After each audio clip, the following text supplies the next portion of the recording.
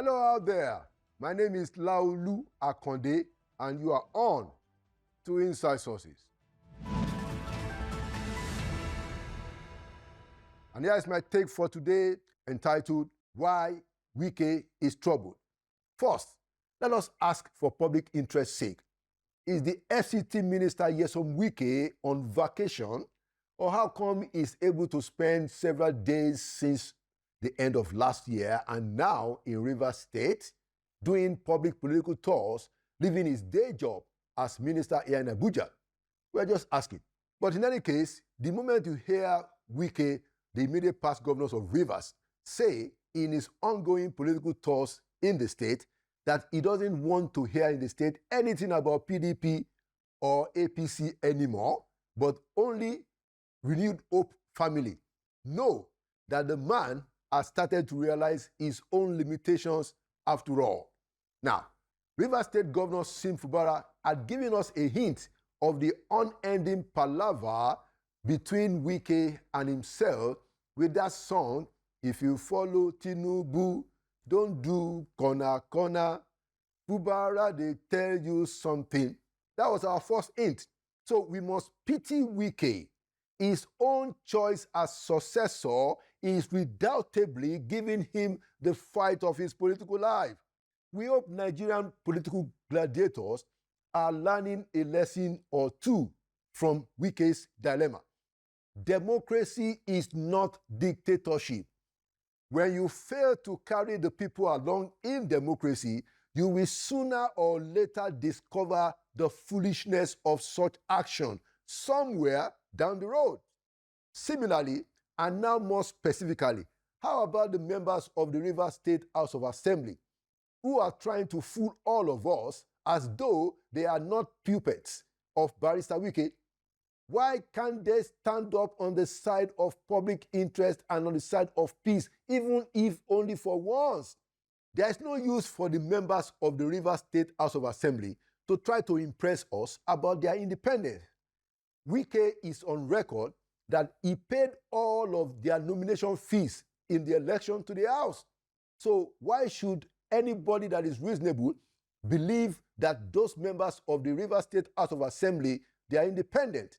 Or why should anyone believe their mumbo-jumbo narrative for starting yet again another impeachment proceedings against the governor of their state in less than 1 year after President Tinubu stopped the first attempt? What is going on? But the day of reckoning is not here yet for Mr. Wike, the stormy petrel of Rivers State politics and PDP politics. He still has the gunpowder, I imagine, to deploy in his effort to keep his political structures in Rivers State intact. He has a lot of money to sustain the fight, even if there are questions about how he possibly legitimately amassed so much of the money in the first instance. So Wike is going to fight some more in his attempt to hold Rivers State under his grip. Expect that. Now, clearly Wike is fighting the political battle of his life to repeat what the likes of our incumbent president has done successfully to maintain the levers of political control in a state where they were governors. In the case of Wike, I hope he is not already biting too much that he can chew. After all, not every politician can be a Jagaban. Look at it this way. Wike has a series of persons who helped lift him up politically along the way. But he hasn't really been able to retire them from politics or to permanently or significantly reduce their influence on an ongoing basis. Peter Odili is there. Goodluck Jonathan too, especially through his wife, Madam Dr. Patience Jonathan. And then there is Rotimi Amechi. All of these people are still there with some influence. Now, currently, Wike is living politically by a desperate lifeline from the Asiwaju of Nigerian politics who is in the villa. Now, President Bola Ahmed Tinubu himself is the one that is now sustaining Wike. If Wike were to be removed from that rope of the ministerial appointment that Tinubu had given him, imagine what will happen to him. Now, of all those names, the Odilis, the Jonathans, Amechi, only Tinubu is still around the periphery of Wike's good books for obvious reasons. As for the others, Wike has either discarded them or the relationship has completely run kaput because he has abused them over and over again.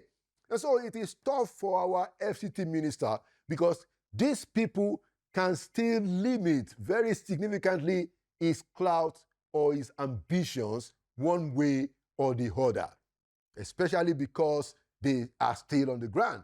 Now, even normally, it is not easy for the strongest general to accumulate so much battles and enemies all at once. So we really need to pity Wike. But here is the lesson Wike has refused to learn so far.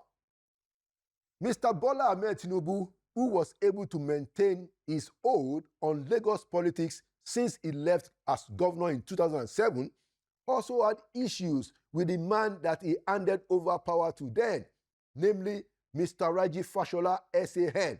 They had issues, but Asiwaju did not turn the matter into a Jankara fight, or what the Yorubas will simply call Ija Igboro, meaning a street fight, literally, which is what Wike has done in his fight with Similaye Fubara, the incumbent governor of Rivers State.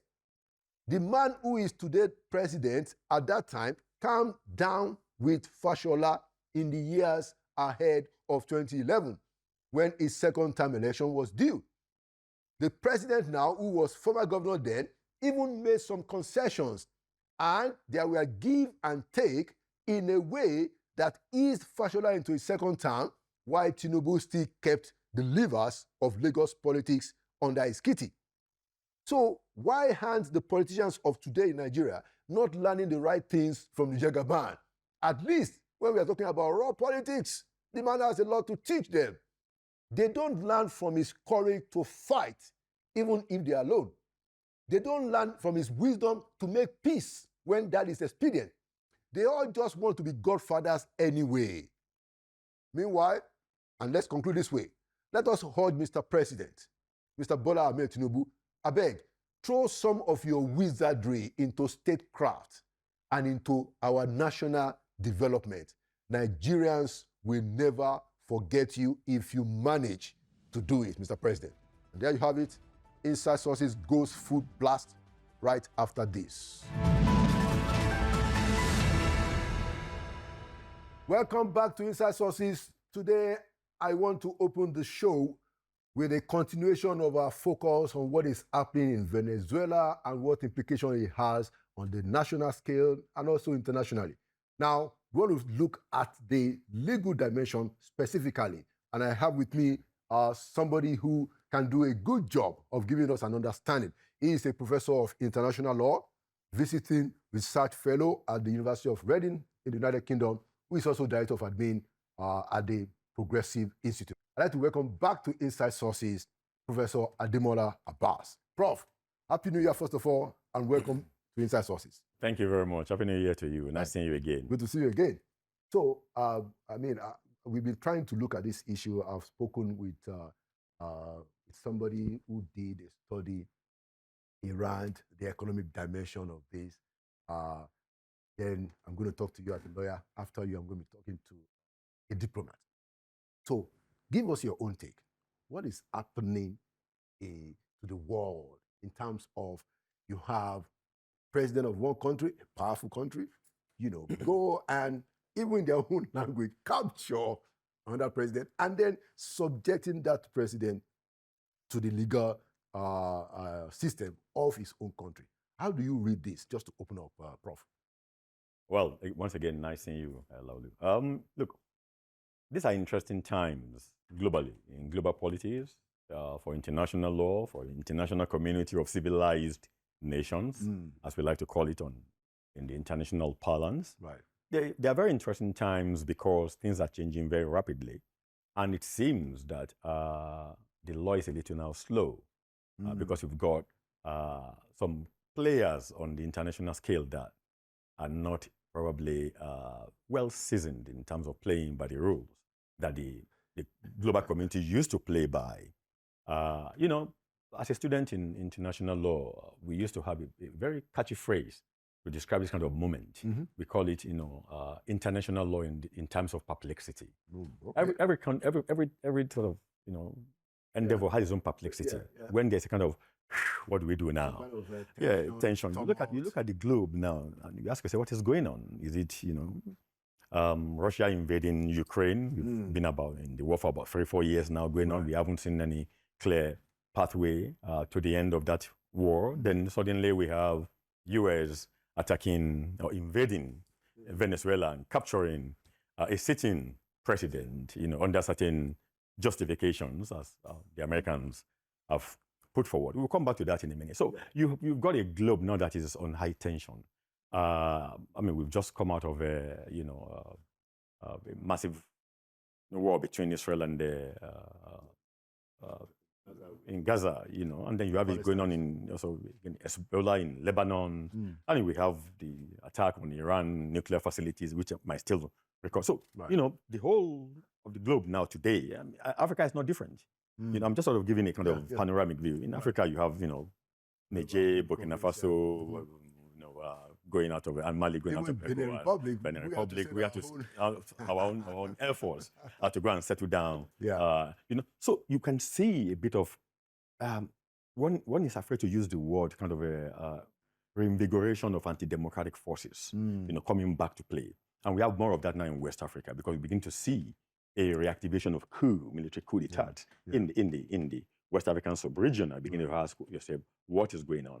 And when you project that to what is going on now in the Americas, so to say in the Central Latin America, with the invasion of Venezuela, you begin to wonder what is going to happen next. Don't forget, President Trump is not stopping at Venezuela per se. He's not talking about going after Colombia. Colombia is high on and that is just the beginning. And in Africa here, we know he's also been having his eyes on a few countries in Africa, albeit maybe not to the, including Nigeria, maybe not to the extent that, he's done in. But you can't still call it.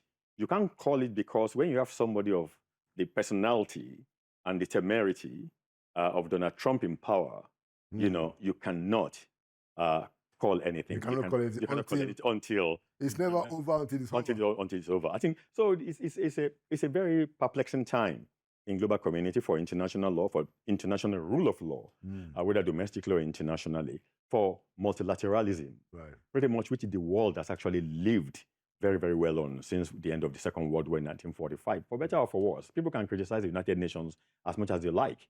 But the truth is, international organizations are sometimes judged by their failure, not by their successes. And that is the point. For better or for worse, we've been able to restrain ourselves from having a major third war till now. But the question is, where are we going now? How long more? How long more can we still hold it? So, okay. For now. All right. So one of the things that I like to probe, about is, so when you have this kind of, you call it perplexity, tumult, and global tension of high, of high frequency, if you can say that, does it show us that ultimately law what's the relation between law and power? Because what I see here is that, look, the Americans can do whatever they like. Some people even said that, I think it was Professor Adele Jinadu or Ambassador Keshi that said that, well, the Americans rule the rules, and it's surprising that they are the one, breaking it. So what is what kind of international structure do we have for legality that we can fall back to in terms of perplexity, like you described it? Yeah, look, that's a very important, very pivotal question, I'll be honest with you. In terms of what kind of international legal structure do we have? Let's just take a step back before we even come to Venezuela. Okay. It will help us to be able to understand what is going on today very well, if we can remember for a few seconds where we are coming from. Right. At the end of the Second World War in 1945, don't forget we had the first one, 1914 to 1918. A bit of interregnum. Right. Then 1939 to 45. Right. When the World War was ending in 45, we were concerned about the possibility of that war coming back. And we said, no, the best guarantee will be, again, to constitute an international organization, the United Nations. Don't forget there was a League of Nations before it. Before that, yeah. The League fell apart because of course, the war broke it. The war broke it, and the league was the formed to Americans keep. were not even. Americans were not there, the Russian and stuff like that. We went to the United Nations. Okay, we give ourselves the UN. Then we had a structure within the UN that was meant to guarantee international peace and security. We gave ourselves the UN Charter. Yeah. And every single state that was part of that system committed to not interfering in the domestic affairs of every member state. That is Article 2 of the UN Charter. That is the core. Yeah, the thing was signed in the US. In the US, yeah. That was the core, basically, of international law that will guarantee protection, that don't meddle into my affairs. There are only two exceptions to that provision. That one, if you are going to act in self-defense, then I can come after you as another country. Of course, yeah. Which is Article 51 of the UN Charter. Right.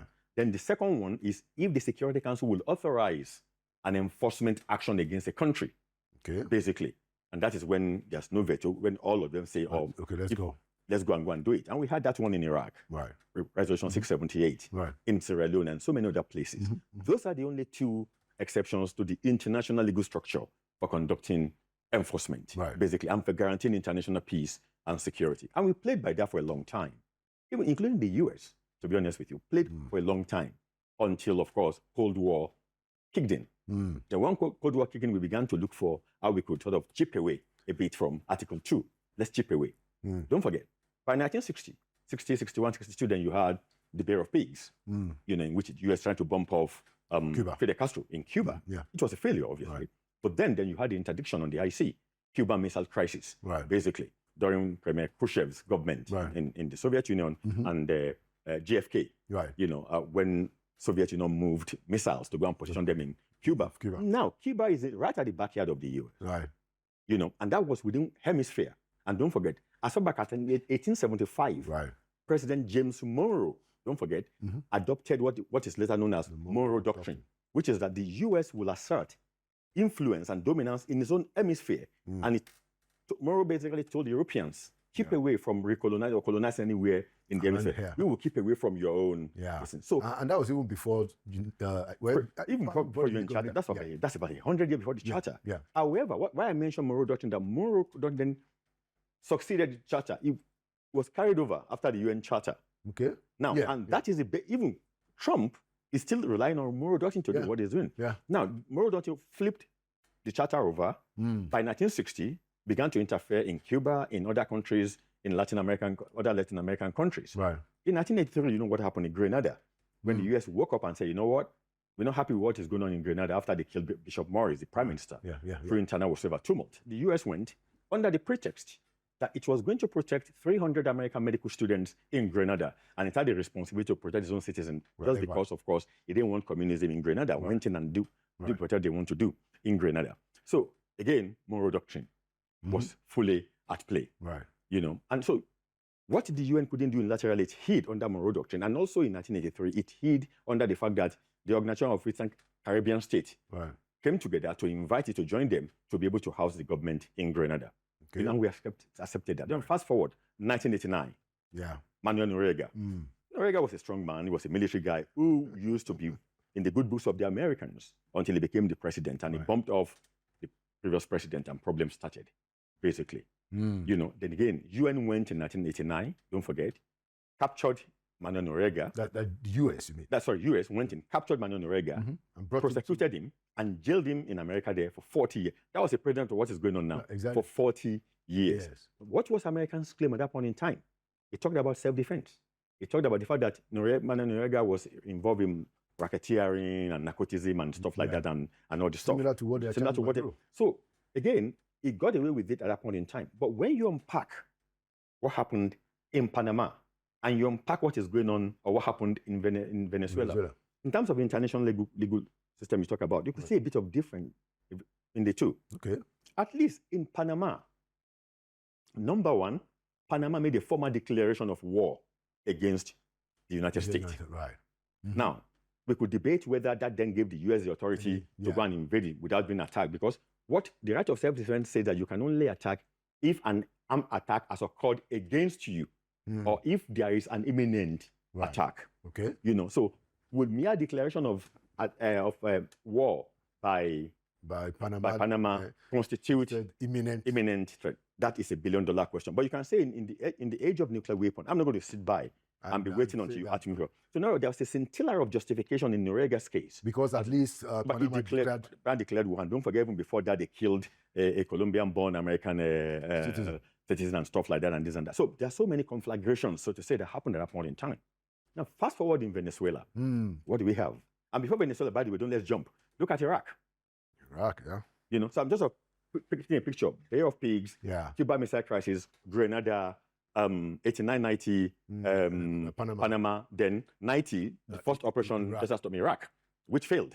Then they went back a few years after, 2003, or thereabout. And they got this, the UN for that. The UN, they went in and cooked this fantastic, you know, smoking gun and this and that, weapon Maduro.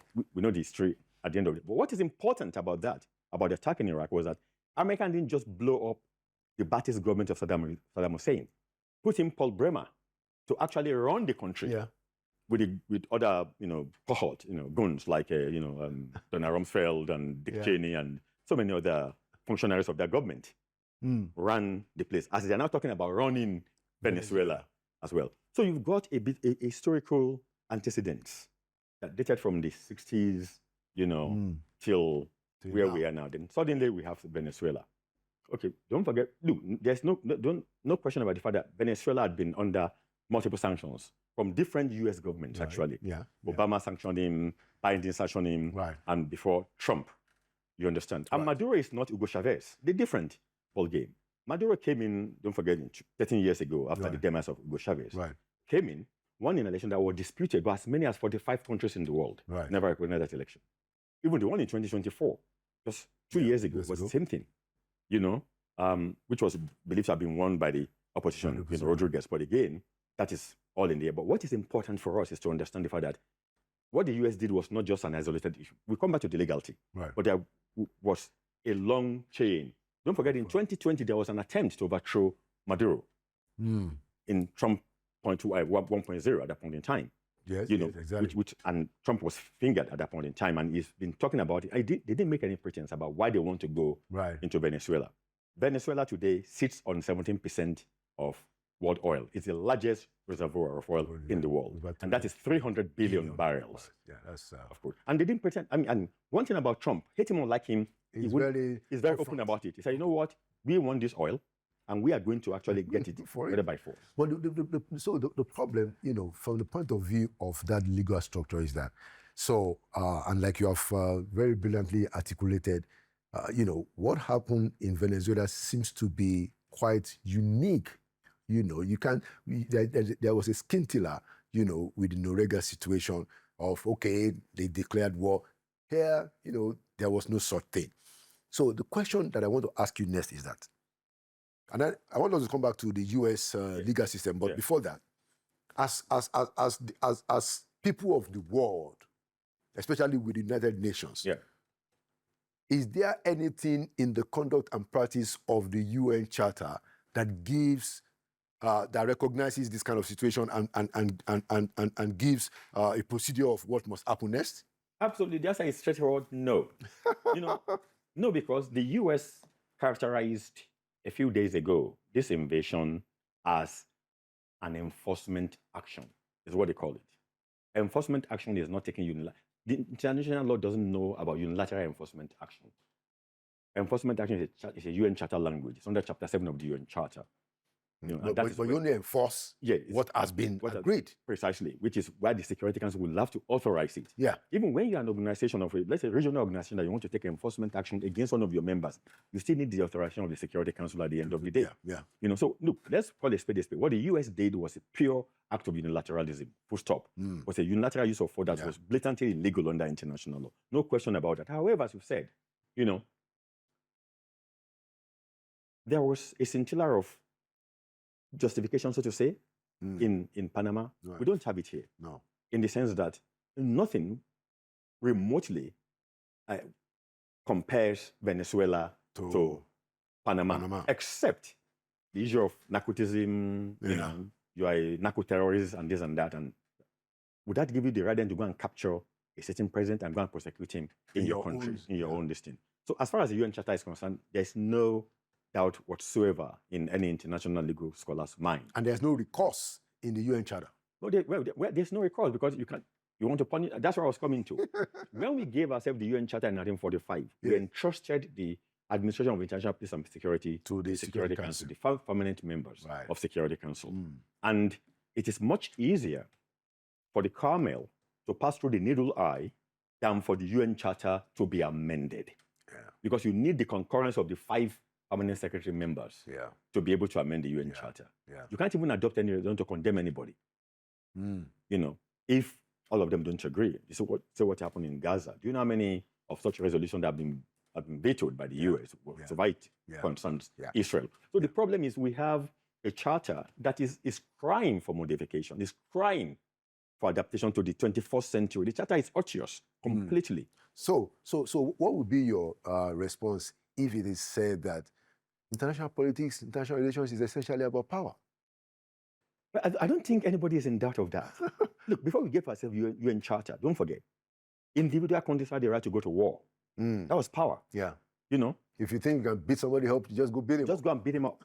And you saw, was it Milosevic in those days who said that, kill one person, you're a criminal.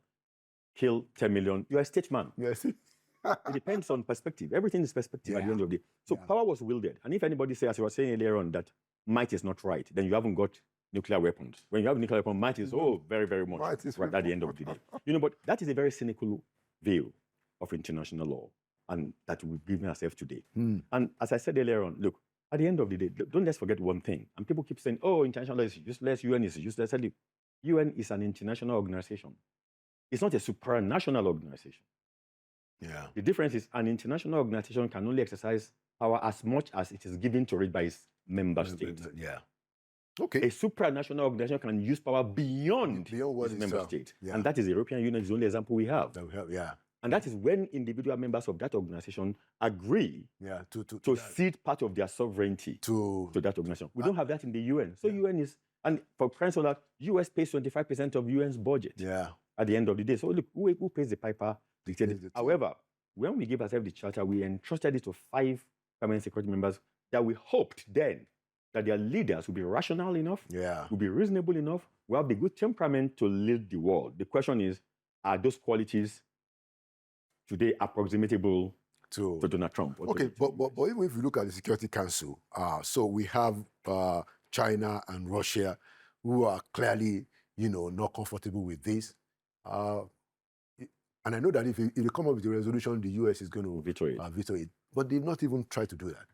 What's your own reading? Well, there was a meeting of Security Council on the 5th of January, and they didn't even come up with a resolution, and that was actually called at the instance of Colombia and Russia, basically.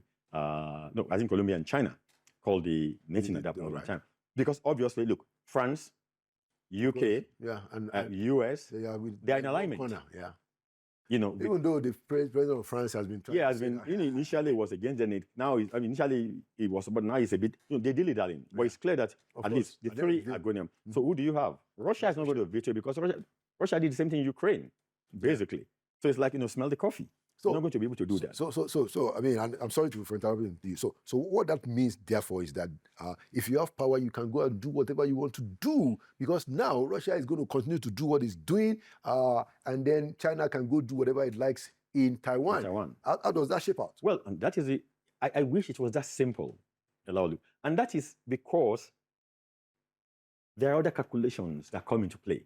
China will not just go and do anything we want to go and do in Taiwan, because the US is one of the strongest allies of Taiwan. So you have to think twice before you go to Taiwan.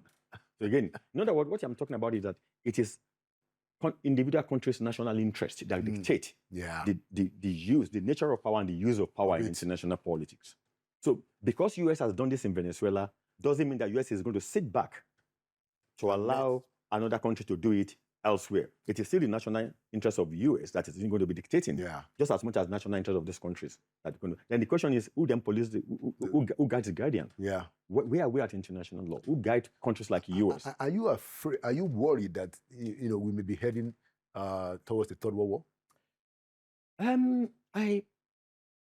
think the only succor that any reasonable human being will have in the world today, to be honest with you, is that President Trump has just 4 years to to be in office. But the question, I was chatting with a friend the other day, the question is, how much damage would that have done to the psychology of the world, to the coherence of the international community?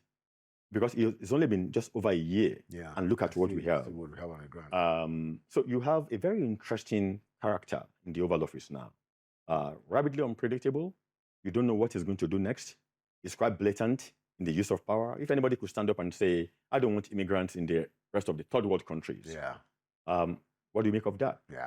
So when you look at the personalities, not just one person, the personalities, whether you are Vance, whether you are Trump, whether you are Marco Rubio, whatever, whether you are, when you look at the personalities governing America today, really. I think the only respite we have is that this is not the America that we used to know. And this should not be the America that we are going to be knowing. Well, like you said, 3 more years of this. But before we close, I want you to now tell us, how does this affect us in Nigeria? And the dimensions of it. Should we be worried? Because, like my guest said on Friday, that these things that are happening, you have the Americans taking the president of Venezuela, capturing him, and then about the same time, helping Nigeria send Tomahawk missiles, to Sokoto, that there is a connection between these two things. That was his own argument. Are you worried in any way at all? Or how do you read this for us as Nigerians? Well, thank you. I think the only worry I have about these, the implications of this for Nigeria, it's not about whether Trump is coming to capture our president or blow our country apart or this. No, that's not my worry. My worry is whether, as a country, we are reading what is going on globally in the way it should be read, to tell ourselves that it's high time we began to take some actions, in terms of our internal security, which anybody will be reasonable about, will be concerned about. As I said in one of your interviews I gave you, I said, we didn't need America to come and tell us we're a country of particular concern. We should know at this stage that we are a country of particular concern. Right. If anybody is thinking, again, as I said earlier on, I don't want to contradict myself. Right. You can't call it when it comes to Trump. But my sensibility is that Trump is not, I don't think Trump is interested in bumping off a particular government in Africa for now, in Nigeria for now, anything like that. But it's very concerned, he's very interested, as any reasonable human being should be, about protecting Nigerian lives, whether you are Muslims or Christians or whatsoever. You might say that Trump saying that, we are coming to protect Christians might be a pretext. Because if you are going to intervene in any country, you've got to have a pretext. When you are going to Cuba, Bay of Pig, it was because of communist country. You don't want it. Cuba Missile Crisis, you didn't want missiles to be stationed at your backyard. You understand that. You're going to Grenada. We didn't like the person who's overthrowing the government. We don't want him to be there. When you are going to Iraq, we just didn't like, what was going on with Saddam Hussein. So you must have a pretext. Right. And the fact that they have a pretext also tells you that they're actually concerned about what happens globally, about what people are going to say, about legality of their actions. Yeah, and narrative. And narratives is very important. So I think for us in Nigeria, we need to actually be more serious than we've ever been. And I think the federal government is beginning to realize the fact that it needs to up its game. And I think it's doing that in a lot of ways, by spending more money now, hopefully, in terms of security, by restructuring the overall security architecture of the country, which is very important. And we've had attacks by American, in the north, targeting bandits. And President Trump said a couple of days ago that he wished it was a one-off where it might continue. But the question is, such things also can cause instability internally, even when you don't directly attack the government. The government should be worried about the blowbacks of that. And you're going to disperse, bandits, you're going to disperse terrorists. They're going to regroup. Look, make no mistake, this is not a battle that the US is going to win in a short term, or Nigeria will win in a short term. Well, we've been fighting it since 2009. That is true, but we were fighting the different way that the Americans want to fight it now. And the point is that you're going to have new players. Not only on the American or Nigerian side, but also on the terrorist and bandit side. You're going to have players, possibly you're going to have players now who are going to come into Nigeria. Since Americans coming in, they say we are going to support our brothers in jihadists. So in your view, as we close, the intervention of the Americans to help us deal with the terrorists, is it a good thing? It is not a bad thing. And something not being a bad thing doesn't necessarily mean it's a fantastically good thing. But we do need help. Let's be honest with ourselves. We do. Whether one classifies it as a very good thing or bad thing, I don't think is important. Is whether is it necessary or not. Mm. And when you look at our military capabilities, we've shown continuously that we needed more to be able to, win this war against terrorism. Even the biggest countries in the world, the US, look at Afghanistan, how many after 20 years, eventually ran out of that country. USSR, before US, don't forget, USSR did everything it could do, couldn't suppress the Afghans at the end of the day, the Mujahideen left at the end of the day. What I'm saying is that even global, military powers, mighty powers globally have failed in defeating terrorism. Sometimes they've been in it for 20, 25 years. So let's kid ourselves. Terrorism is not something Nigeria will win within 10 years, unless you don't understand the international security system. It doesn't work like that. But my point is that we've been fighting this thing, Prof, since 2009. We've done 10 years. I understand that. I understand that. We've done 17 years now. Yeah, I understand that. I understand a lot. But what I'm saying is that we fought that war half-heartedly in the last how many years? Half-heartedly. And that was because as a country, we didn't really take that battle too seriously. Thank you so much, Professor Ademola Abbas, for coming to Inside Sources. Thank you for the knowledgeable insight that you give us. My pleasure. And thank you for your voice. My pleasure. Nice seeing you. All right. Thank you. And there you have it. We're going to be going to a next segment right after this. Welcome back to Inside Sources. In this segment, we're going to be looking at the dimensions of what we have seen lately with the invasion and the capture by the Americans of the president of Venezuela. And now we want to look at it from the point of view of diplomacy and international relations. And of course, what does this mean for us in Nigeria? Should we speak? Should we be silent? What should be the attitude of our government on what had happened? To join me in that very important conversation, I have a former Nigerian ambassador to the Republic of Benin, who is an author and a scholar. I'd like to welcome back to Inside Sources, Ambassador Dr. Lawrence Obishaki. Excellency, welcome back to Inside Sources. Thank you so much for inviting me again, Laulu. I wish you a Happy New Year. Happy New Year. I wish Nigeria, Channels TV, all your colleagues, successful New Year 2026. I'm glad to be here. Thank you so much. Thank you so much. So, what is your first take on this, what had happened in the last 1 week?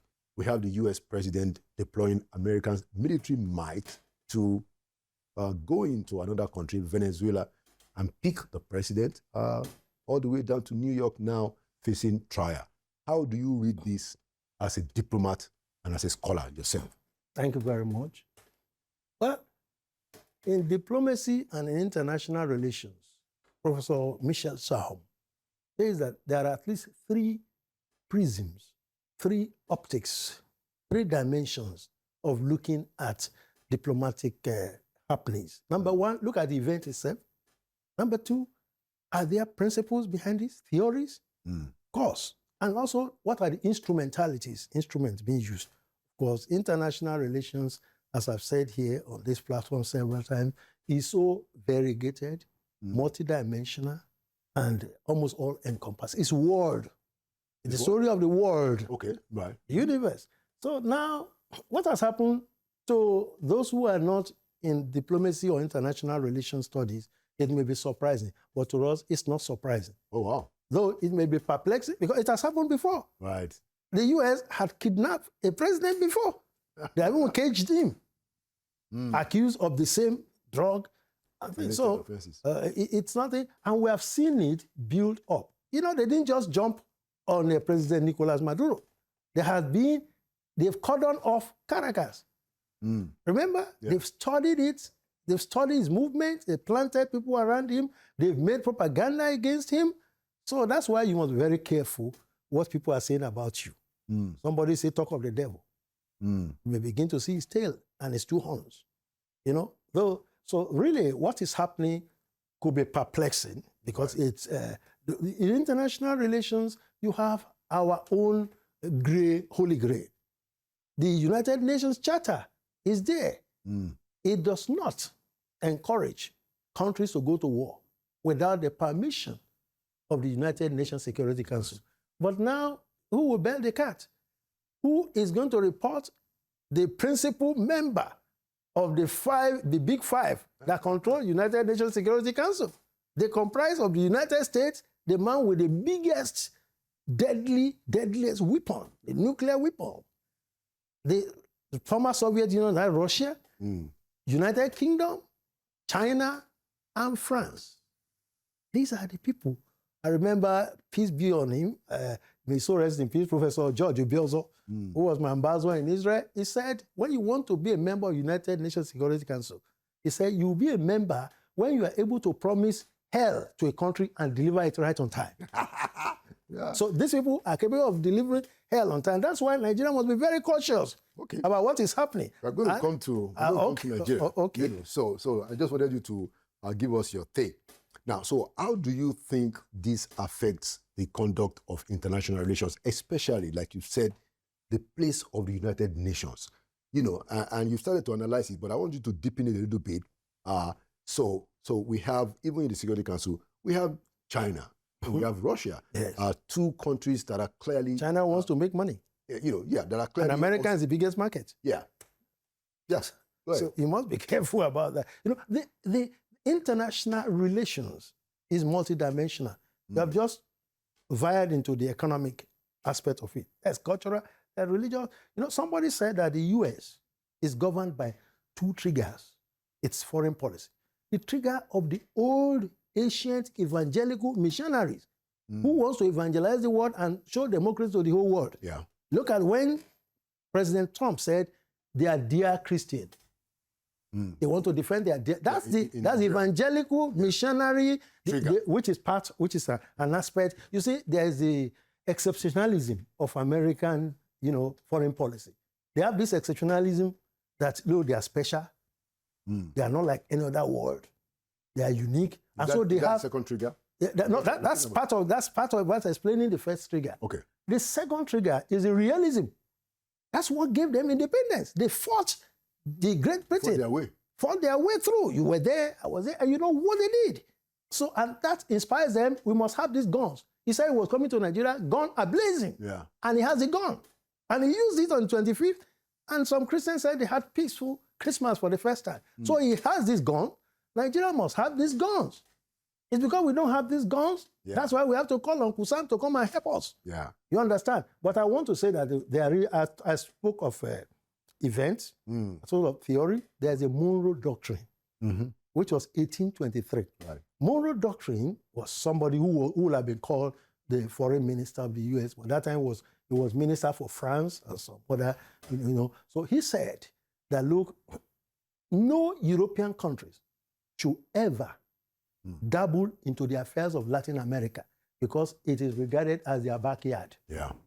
That's what it is. And you know, Nigeria also was doing his own, trying to defend Benin, their younger brother, their backyard. So everybody...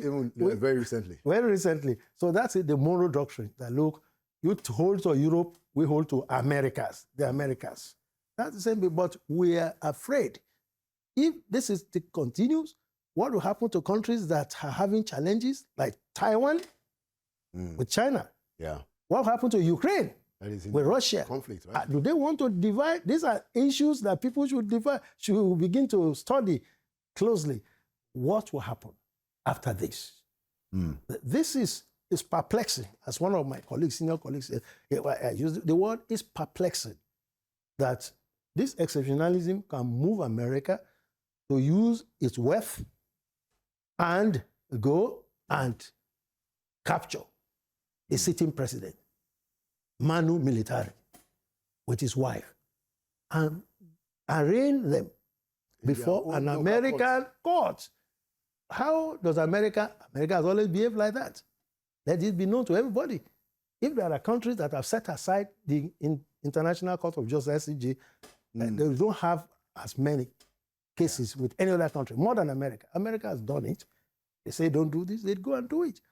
So what do we learn from this? That is what I think we should be looking at. Okay, what should Nigeria we're coming to that. learn from this? I also want you to talk about, you know, some of the latest things. So Mr. Trump earlier in the week also said that, look, we are getting out of a number of UN agencies, even other international agencies, you know, at the same time that he's doing all of this.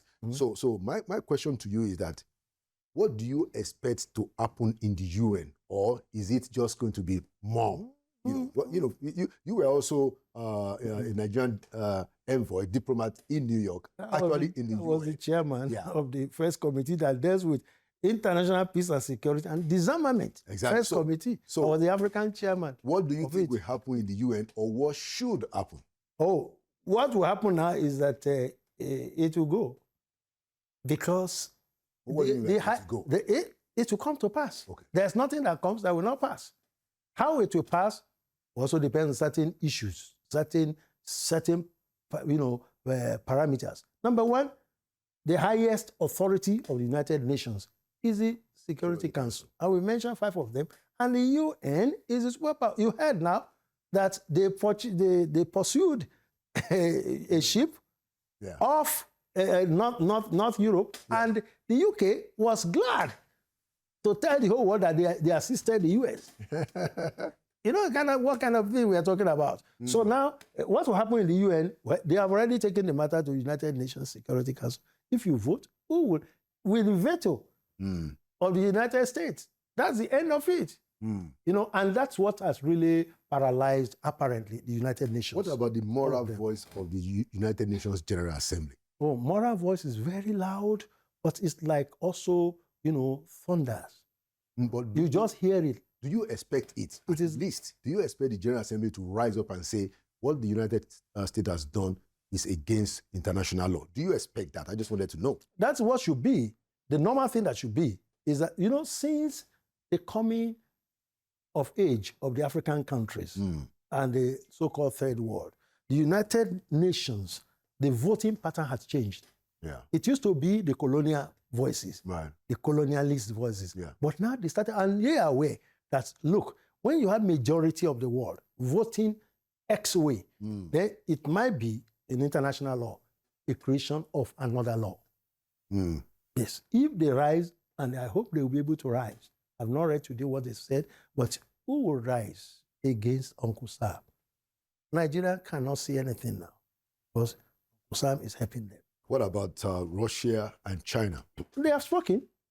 They have spoken that they're against it. Yeah, but they will not do more than that. Can they be the ones to make at least a moral voice of the General Assembly? They have spoken against it. China has said this is not unacceptable. But they have not organized anything in the General Assembly that we've had. They can be arranged. It can be arranged, but the Security Council has already met on it. What will come of it? You cannot do anything against the superpower. In fact, the US is no longer a superpower. It is now a hyperpower. When I read Professor Michel Sam in his book called The 4 Ages of American Foreign Policy, the weak power, the great power, the superpower, and now the hyperpower. He says since 1990, America has become the hyperpower. It's the one that can go hyper. Super, of course, superior power. Yeah. They became superpower, 2 of them. After the Second World War. There was the great powers that they met 1815, after Napoleon was defeated. Those are the power, Prussian and others. But later, 1945, the superpower emerged. Yeah.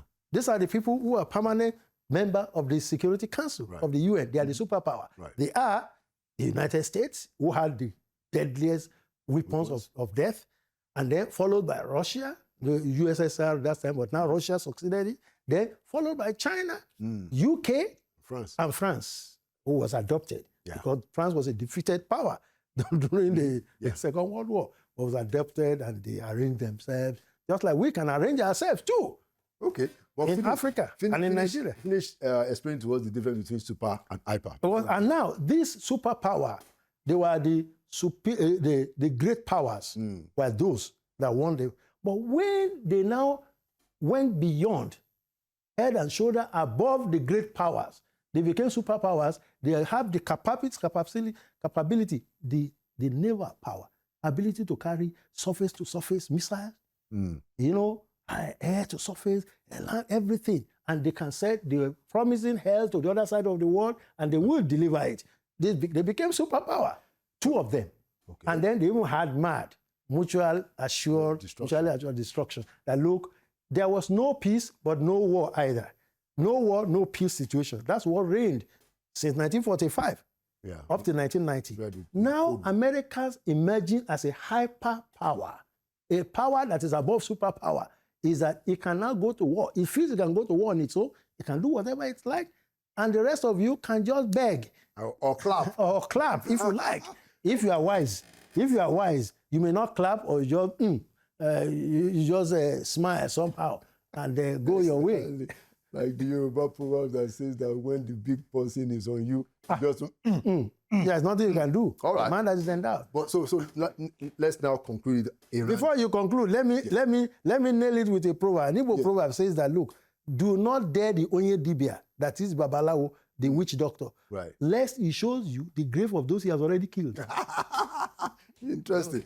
So what are the lessons for Nigeria? I noticed that the AU has made a statement. Yeah. I think Ghana made a statement. Yeah, but Nigeria, the radio silence. The giants of the Africa wisest has not said a word. Well, giant of Africa. Yes. Those who can speak should speak. But I think I will clap for those who advised our president, Bola Ahmed Tinubu, not to speak, that they did very well. You don't bite the finger that feeds you. Ghana is not facing the same thing we are facing. How many Nigerians can travel 50 kilometers with their eyes closed? Anywhere, even in Abuja. So Ghana is not facing the same. They have skirmishes in the north. I was reading, I listened to news. I was listening to Benin that 5 days ago, they killed some 5 people who were killed in the north. 5? In Nigeria, talking of 500, 300, 30, 40, 50. They are not facing the same thing. It's true, but we must be careful. Yeah. People say that when the battle drum is sounding, kill me dead. I want to break your... Then you better dance to this quietly. Because at the end, you have to go back to your house. So you see, but I think the lesson we are learning from this is very simple. You need to be strong. You need to possess your possession by having you must be, militarily strong, even diplomatically strong. Thank God the president has nominated. I think they are looking for agreement for them, and then they can go. We need to be represented to know what is going on, to avoid this kind of problems that Venezuela had. Nicaragua has had, that many countries have had. So we must be represented in the world, table. We must be there. Because he said, anybody that is not present at the table, you might find yourself you'll be on the menu. You'll be the one to be discussed. So I think Nigeria should study the situation well and utilize so-called division among those who have the money and the military power to improve ourselves. And also, I want to use this to appeal to Nigeria to stop all these, religious and all sorts of bickering among themselves when the whole world has moved. The whole world has moved on. We need to develop our country. So many children, they said now unenviable record we now have of the highest number in the world of children out of school. We have moved from number 3, degenerated to number 1. The worst. So we have to do this. The two major feet on which development will roll will involve 1, education, sound skill education for our population, make them productive. And 2, military might. And 2 of them are linked. Education and military might. Yes. Once you have this, wealth, education will generate wealth. Yeah. Thank God for what the ICT is giving you. Professor Michel Ham said the same thing. He said, look, America has found out that wealth is the greatest platform for generating power. They made money. And so they found out they could create all sorts of platforms. They could make research, and they have the biggest guns. So they can threaten anybody. And anybody that threatens, if the lion says he wants to eat, and the squirrel is saying, no, you dare not eat, the squirrel will be the first snack. Okay, last question. So you haven't spoken, at least we haven't brought you to Inside Sources since that Christmas Day Tomahawk missiles rained on Nigeria. Do you think that that alone by itself is enough, or we need more to help us. Just like you said, clearly we can't bite the fingers that they are. And I agree with you entirely with that. As a matter of fact, I had advocated for us using the help of the Americans, but I don't think that we've gotten enough, or that one-time strike. They need to train our people. Yeah. They need to train our people. We must be forward-looking. We thank them for what they have done because there's no doubt it has helped. Many Christians tell me, look, for the first time, they could go home without any fear. That's just the truth. Somebody said the fear of Tomahawk and the American president is the beginning of wisdom. But the knowledge that it's not enough. It is not enough. Number one, these people are also proactive. People say that Ogungbe is wise and the monkey is wise. As Ogungbe, the hunter, is trying to climb, the monkey is also coming down. As the monkey is climbing, Ogungbe is bending down. These people, they are very smart. And so, but we need to go to the root of it. We need to change them from terrorists to patriots. That's what it is. And also, those who are harboring them should be exposed. I want to quote my daddy, Pastor Adeboye. He said, look, the government should go ahead, not only stop this, but should eliminate those sponsors of terrorists. Regardless of how regardless of who they are. Yeah. That's what it is. He's a man that everybody knows here from God, and he's not frivolous. That is the truth. But if we love this our country, then we have to protect it. And those who will not protect our country, if they come from outside, they should go back. Whether they love our country or you ship them back. Excellent. Because we were not like this. We left. I have an uncle, this twin uncle. Right. One is a Muslim, one is a Christian in Southwest. Yeah. They should come to Southwest and learn. We don't kill ourselves. Where did they bring this kind of Islam? Most of my cousins are Muslims. Yes. So this is not the kind of Islam that Nigeria knew in the 60s. Yeah. We were all around. And we live well. And to a large extent, in the South, you still have that of course, until tomorrow. Until tomorrow. We still have them. We don't kill ourselves. We go on Christmas holiday. We go and meet Mama Sadia too. Baba Zikira, Baba Slifa. They are there. So nobody, I went to my mother's place. When it was time to pray, they arranged 3 chairs for those of us who are leaders. As a pastor, I sat down, pastor. Then my elder brother, who is a Muslim, is an imam, Amanda, he sat down. And the one that is Yeshe, yes now, and we prayed in alphabetic order. Exactly. And then so Christian prayed, Islam prayed, and Yeshe prayed. Exactly. And we went away. Exactly. Thank you so much. It's a pleasure. Ambassador Dr. Lawrence Obishakin. Thank you for your insights. It's a pleasure. All the time. Thank you. Thank you for your voice. And thank you for coming to Inside Sources. Thank you. I wish Nigeria success. Right. And I wish America also peace. And also that you please have mercy on the rest of the world. We want to develop. They have the power, and we are looking for power to eat. Stomach infrastructure, educational infrastructure, we still need it. They have developed. They are 250 years old. We are not up to 70. Exactly. We are just 60. We're going to make 66 now. Yeah. Thank you so much. It's a pleasure to be here. Thank you so much for coming to Inside Sources. A pleasure. And there you have it, another edition of Inside Sources. Like we always say, Nigeria will prevail. It means Nigeria will win because we continue to push at the major issues. My name is Laolu Akonde. Thank you for watching, and by the grace of God, I'll see you at the next edition.